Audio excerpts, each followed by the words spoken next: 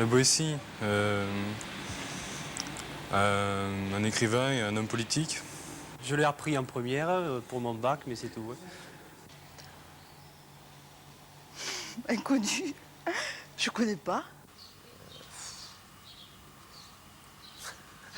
C'est qu'il est le célèbre ami de Michel Montaigne, mais sais-tu?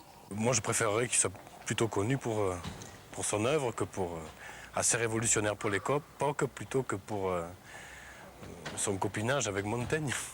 Ah ben, Étienne de la Boétie était, si je ne me trompe, à part la rue qui porte son nom à Paris, un philosophe, je crois. Mais je n'ai rien lu de lui, je l'avoue bien humblement. Je crois d'ailleurs que je ne dois pas être le seul.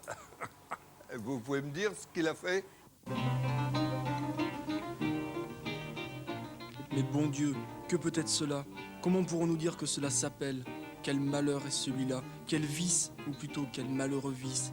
Voir un nombre infini de personnes non pas obéir mais servir, non pas être gouvernées mais tyrannisées, n'ayant ni bien, ni parents, ni femmes, ni enfants, ni leur vie même qui soit à eux. Appellerons-nous cela lâcheté? Dirons-nous que ceux qui servent un si lâche tyran soient couards et recrues? C'est une philosophie de la liberté, la philosophie que suscitent les textes de la Boétie. C'est-à-dire, il dit aux gens, vous êtes libres et vous avez choisi d'être asservis, alors que vous auriez pu choisir d'être libre. C'est un écrit dangereux parce que, même s'il a écrit à 18 ans, même s'il a écrit à 20 ans ou à 22 ou 23 ans, c'est un étudiant qui risque fort à ce moment-là, et il est certain que le discours de la Boétie, si on le prend au pied de la lettre, si on le prend tout à fait au sérieux, c'est un discours de révolte. C'est le premier qui va émettre des idées sur la liberté des peuples, sur la tyrannie des monarques, idées qui seront reprises par la suite par Rousseau, par Montesquieu, par tous les révolutionnaires de 1789. Et j'ai même lu quelque part que même Tolstoï avait traduit la Boétie en 1914 ou 15 en Russie et s'est servi de la Boétie pour propager certaines idées de liberté. La Boétie va être un humaniste tout à fait remarquable. Il était baigné dans cette Renaissance qui était dans son premier âge et extrêmement vivante. Je pense en effet que l'influence de son oncle prêtre, qui lui-même était un renaissant, a eu certainement un caractère profond sur lui.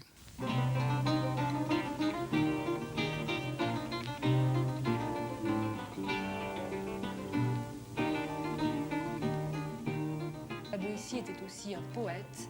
Il nous a laissé de beaux poèmes, des poèmes à la mode de la Pléiade, à la mode de Ronsard, à la mode de Du Bellay, qui chantent la nature.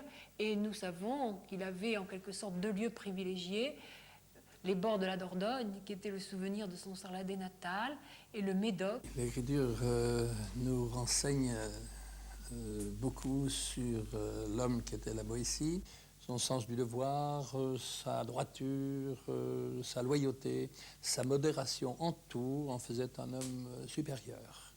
J'ai relevé une écriture relativement lente, une écriture posée, c'est le calme, l'écriture sobre, une écriture aussi aérée qui nous dit une grande clarté d'esprit.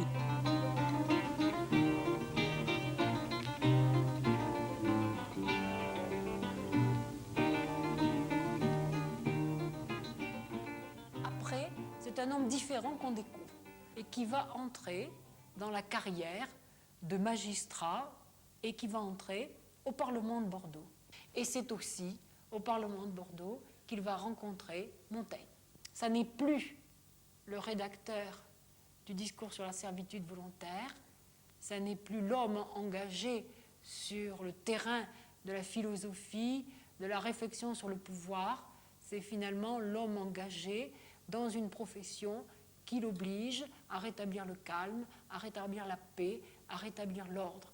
Oui, c'est donc la Boétie qui est dans son fonction de conseiller du Parlement de Bordeaux, a été choisi par ses pairs, ses collègues, pour aller accomplir une mission auprès du chancelier du roi, afin que les conseillers, tous les magistrats du Parlement de Bordeaux soient payés de leurs gages très régulièrement et sans retard. Mais l'intérêt de cette mission, c'est que finalement, il a pu rencontrer Michel de l'Hospital, qui était le chancelier du roi, et qui avait un peu les mêmes idées que lui en ce qui concerne les guerres de religion et qui voulait instaurer une politique de tolérance entre les protestants et les catholiques.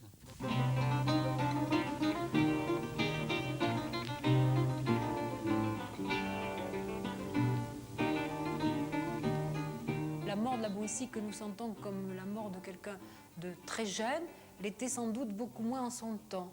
Mais ce qu'il faut savoir, c'est qu'il a laissé en quelque sorte une impression d'inachevé. Les dernières années, nous savons qu'il a beaucoup voyagé, que le pays est empesté.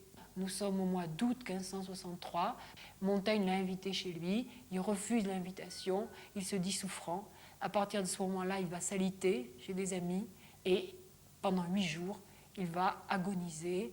Avec auprès de lui son oncle, qui est le dernier lien avec son sarladé natal, sa femme Marguerite et Montaigne, qui est auprès de lui et qui nous a laissé sur la mort de son ami un très beau texte.